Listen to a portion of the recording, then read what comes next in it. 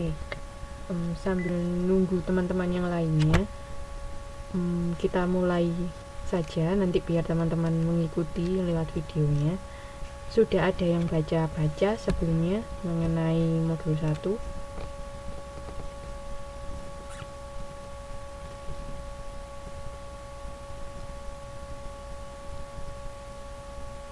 Oke.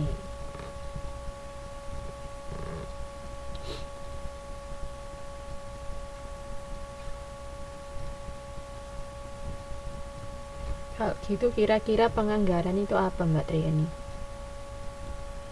Iya Mbak Yeni juga. Apa kira-kira itu penganggaran?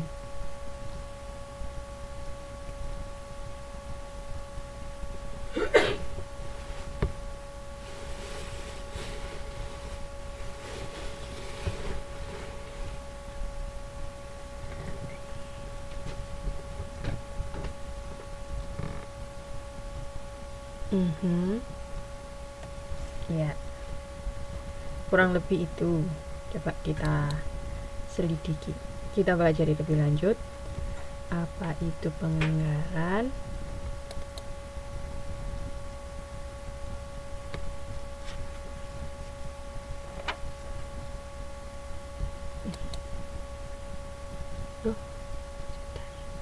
Oke. Untuk kegiatan belajar 1 mengenai perencanaan dan penganggaran perusahaan. Apa sih perencanaan itu? Karena seperti yang kita tahu bahwa di dalam fungsi manajemen itu ada perencanaan, pengorganisasian, pelaksanaan, dan pengawasan, atau planning, organizing, executing, dan controlling gitu. Dan ada juga yang menyebutkan kalau fungsi manajemen itu perencanaan, pelaksanaan, dan pengawasan. Nah, apa itu perencanaan? Perencanaan merupakan tindakan yang dibuat berdasarkan fakta dan asumsi mengenai gambaran kegiatan yang akan dilakukan di masa datang untuk mencapai tujuan.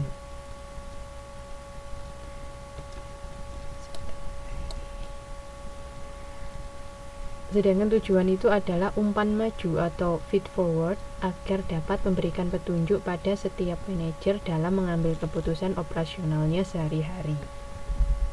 Kalau perencanaan itu tindakan yang dilakukan berdasarkan fakta dan asumsi untuk keperluan yang akan datang untuk mencapai tujuan. Nah, tujuan itu apa? Yaitu umpan maju untuk yang memberikan petunjuk pada orang yang mengambil keputusan, seperti itu.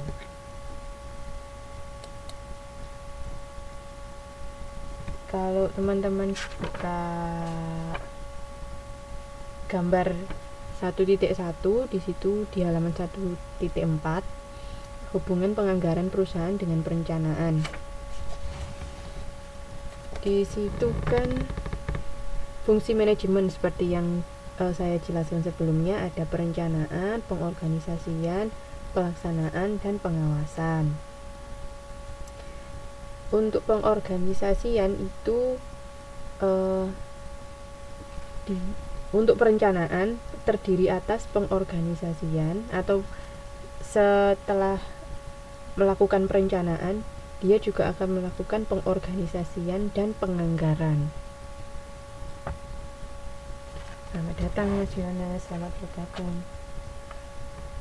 Oke, dari gambar itu, setelah perencanaan kita akan melakukan pengorganisasian dan penganggaran atau budgeting. Nanti di penganggaran hubungannya hasilnya adalah anggaran atau budget, seperti itu. Kalau dilihat dari gambar, yang paling kanan itu adalah hasilnya, yaitu budget. Maka penganggaran merupakan proses menyusun anggaran perusahaan, yang berarti menguraikan cara menghitung dan menyusun anggaran.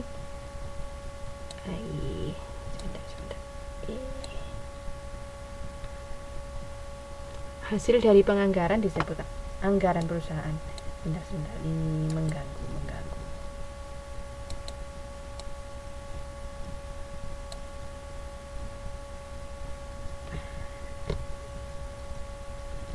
penganggaran. Jadi setelah perencanaan itu menghasilkan pengorganisasian, atau setelah perencanaan itu pengorganisasian dan penganggaran. Penganggaran sendiri merupakan proses menyusun anggaran perusahaan, yang berarti menguraikan cara menghitung dan menyusun anggaran. Hasil dari penganggaran perusahaan adalah anggaran itu sendiri. Itu. Kemudian ada jenis rencana. Jenis rencana meliputi meliputi tujuan, kebijakan, aturan, metode, strategi, organisasi, standar, program, dan lain sebagainya. Ini disebutkan di halaman 1.5, akan kita bahas satu-satu. Jadi apa itu tujuan? Sebelum menetapkan tujuan, manajemen puncak harus menilai mengenai yang pertama, variabel yang relevan, yaitu terkendali dan tidak terkendali. Kemudian kekuatan perusahaan serta kelemahan perusahaan. Tujuan merupakan arah untuk mencapai hasil akhir dalam suatu kegiatan, laba atau bukan laba. Tujuan dapat dibedakan menjadi umum dan khusus. Jadi yang pertama, sebelum menentukan tujuan itu kan arah untuk mencapai hasil akhir, apa yang ingin dicapai. Sebelumnya kita harus menilai atau kita harus mempertimbangkan mengenai variabel yang relevan, terkendali dan tak terkendali. Selain itu, kekuatan perusahaan dan kelemahannya.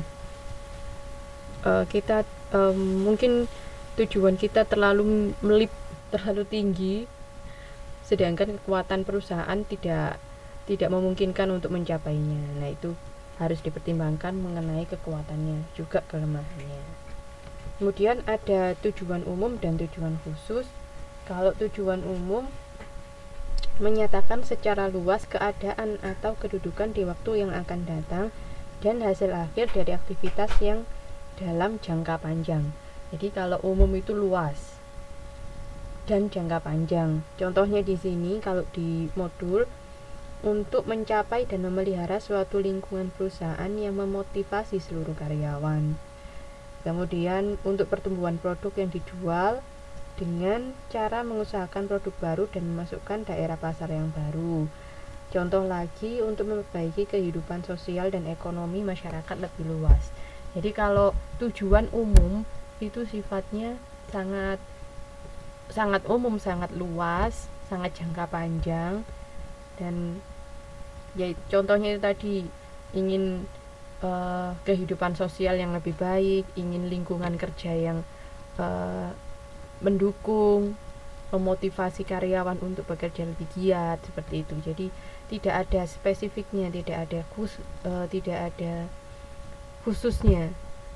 Kalau yang tujuan khusus ini lebih spesifik, lebih pendek. Kalau di sini lebih jelas memberikan arah kepada usaha yang dilakukan dalam jangka pendek, lebih rinci dan tegas. Contohnya, bulan depan penjualan harus naik 10%. Nah, ini kan sangat rinci, sangat jelas, dan jangka pendek. Nah, ini disebut tujuan khusus.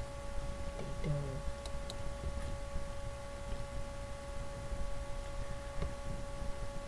Ini penjelasan dari tujuan umum dan tujuan khusus seperti yang saya jelaskan.